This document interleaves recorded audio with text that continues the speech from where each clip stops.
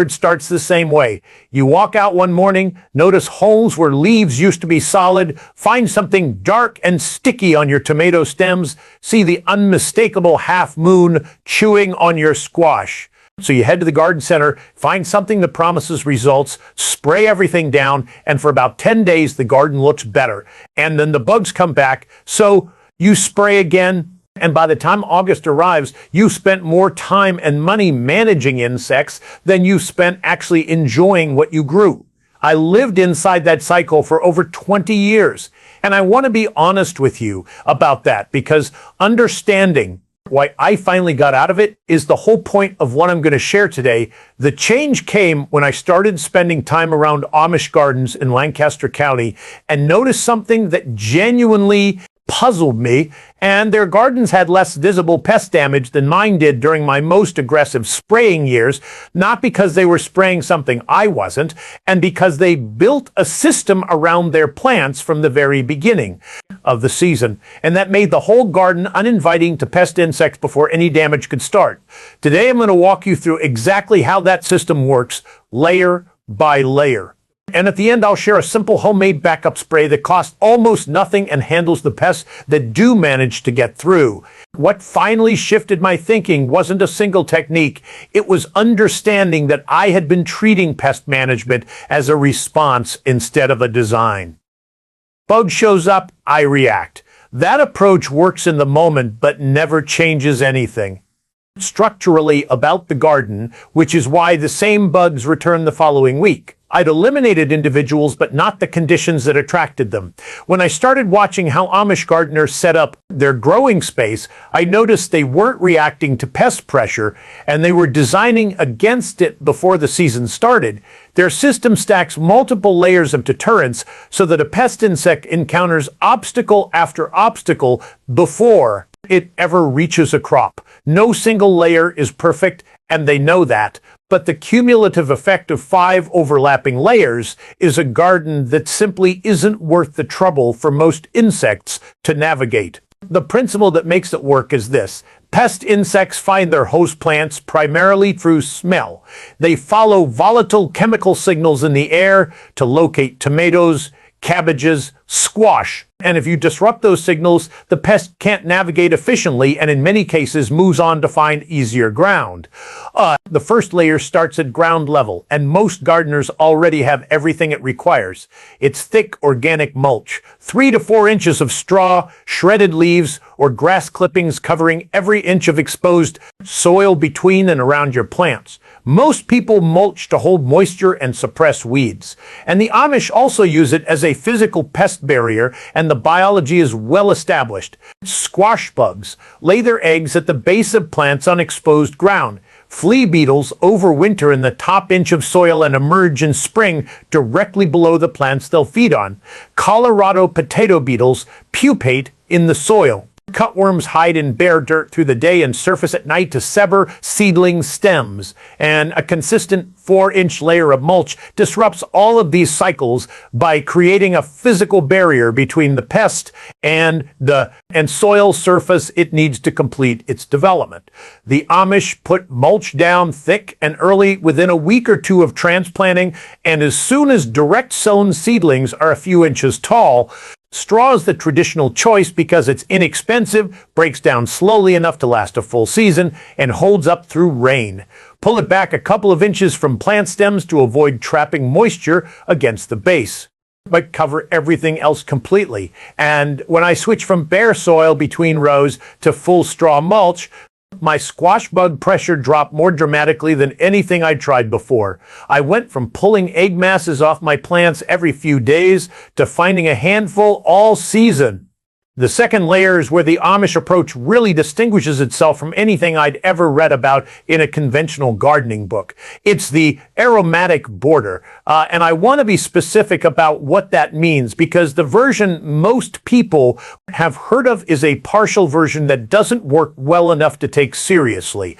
Tucking one marigold at the end of your tomato row is not what I'm describing.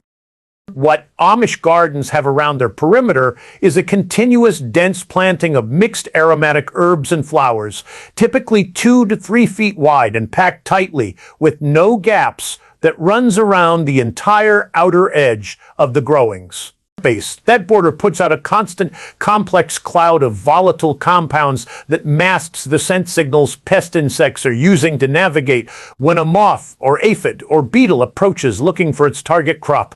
It hits a wall of competing scents from basil, marigold, lavender, chive, and catnip layered on top of each other. The individual crop signal it's following gets scrambled. Many insects simply redirect to find less confusing ground. Here's what to plant and why each one earns its place. French marigolds, specifically the smaller, more pungent varieties rather than the large African types, release a compound from their roots that suppresses harmful nematodes in the soil, while their above-ground scent deters whiteflies, aphids, and cabbage moths. Plant them 6 to 8 inches apart in a continuous row. Basil, particularly Genovese, produces volatile compounds that repel aphids and tomato hornworm moths, both of which navigate by scent. Planted every 8 to 10 inches along the border. Chives and garlic chives release sulfur compounds that deter aphids, carrot flies, and Japanese beetles, and they take up almost no space. Lavender repels moths, fleas, and a range of flying insects and anchors the border visually. Catnip is one of the most effective insect deterrents in this entire list, shown in research to repel flea beetles, aphids, and squash bugs very effectively. Space it about 12 inches apart and keep it in a border position where spreading isn't a problem. Nasturtiums play a dual role, deterring whiteflies and squash bugs through their scent, while also acting as a trap crop that pulls aphids toward themselves and away from your main plants. The key is not any individual plant in this list. It's the density and the diversity together. You're not planting decoration. You're building an aromatic wall with no gaps that a pest flying in from outside can read clearly as a place to avoid. If you've been fighting the same pest problem for more than one season and you've never tried building this kind of layered prevention into your garden design, I'd genuinely like to hear about it. Leave a comment and tell me what you're dealing with and what you've tried. I read them, I remember them, and the specific situations people describe directly influence what I put together next. Inside the garden beds themselves, companion planting adds an interior layer of the same logic. This doesn't require redesigning your layout. It means tucking a handful of strategic plants among your crops so that the aromatic disruption happens right at the source rather than only at the perimeter. The pairings the Amish rely on most are consistent enough that they're worth planting every season without overthinking. Them basil planted every 2 to 3 feet throughout your tomato beds deters hornworm moths, which navigate to tomato plants by scent to lay their eggs. The basil disrupts that signal at close range. Dill and fennel planted near your brassicas attract parasitic wasps and hoverflies, both of which feed on cabbage worms and aphids, so you're not just masking scent, but actively importing predators. A note on dill. Keep it away from mature tomatoes, where it can inhibit growth, and position it near your cabbages and broccoli instead. Radishes planted at the base of squash and cucumber hills deter cucumber beetles, which locate cucurbits by scent. Letting a few radishes bolt and flower rather than pulling them all keeps that deterrent working later into the season. Onions and garlic interspersed throughout the garden, especially near carrots and lettuce, release sulfur compounds that function as a broad deterrent and take almost no horizontal space from neighboring crops. What happens when you stop spraying chemicals and start building these layers is something I didn't fully anticipate when I first made the switch. Within a few weeks, beneficial insects move in. Ladybugs, lacewings, parasitic wasps, ground beetles, hoverflies. These are predators that feed on the exact insects you're trying to keep out, and they appear in numbers when you stop killing them. A single ladybug can consume thousands of aphids across its lifetime. Parasitic wasps lay their eggs inside hornworm caterpillars and kill them before they can do serious damage.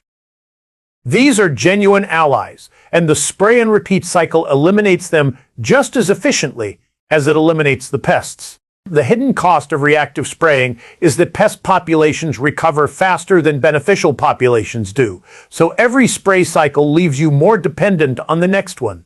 The Amish gardens I've spent time in are full of beneficial insects because nothing ever drove them out, and that population builds on itself year over year and becomes a permanent, self-sustaining layer of pest control that costs nothing to maintain. To actively attract beneficials, you need two things beyond just stopping spraying. Small flowered plants that provide nectar and pollen for adult beneficial insects, and undisturbed habitat where they can shelter and overwinter. Yarrow, sweet alyssum, Dillon flower, fennel, and Queen Anne's lace are all powerful attractors. A patch of these near or incorporated into your garden border gives beneficial insects a home base from which to patrol your crops. Letting a corner of the garden edge stay a little rough with some tall plants and leaf litter rather than mown bare gives ground beetles and lacewings the habitat they need to persist through the off-season and return in numbers the following spring. If you're finding this useful and you're not yet subscribed, I want to say that sincerely, rather than as a formality, I put a genuine amount of work into these videos, and it matters to me to know that someone found it worth their time. If this is the kind of content you're looking for, I'd be glad to have you along for what comes next. Even with all 5 layers working together, there will be moments when a specific pest gets through in numbers that need a direct response. The Amish handle these situations with homemade sprays that are targeted, inexpensive, and don't reset the beneficial insect population the way commercial chemicals do. The one I've used most consistently is a garlic and hot pepper spray. Crush 4 or 5 cloves of garlic and 1 or 2 hot peppers, steep them overnight in a quart of warm water, strain through cheesecloth, add a few drops of liquid dish soap as a sticking agent, and pour it into a spray bottle. Apply directly to affected plants, focusing on the undersides of leaves where most pest insects congregate. The capsaicin from the peppers irritates soft-bodied insects on contact, and the garlic adds another layer of scent. Disruption right at the plant's surface. It needs to be reapplied after heavy rain, but a single batch takes about 5 minutes and costs almost nothing. For heavier aphid or whitefly pressure, a cold-pressed neem oil spray works as a second line of defense. 1 tablespoon of neem oil, a teaspoon of liquid soap in a quart of water applied in the evening to avoid leaf burn. Neem disrupts insect feeding and reproduction cycles without harming pollinators when used after they've finished working for the day. And both of these sprays matter because of what they are in the context of the full system. A backup.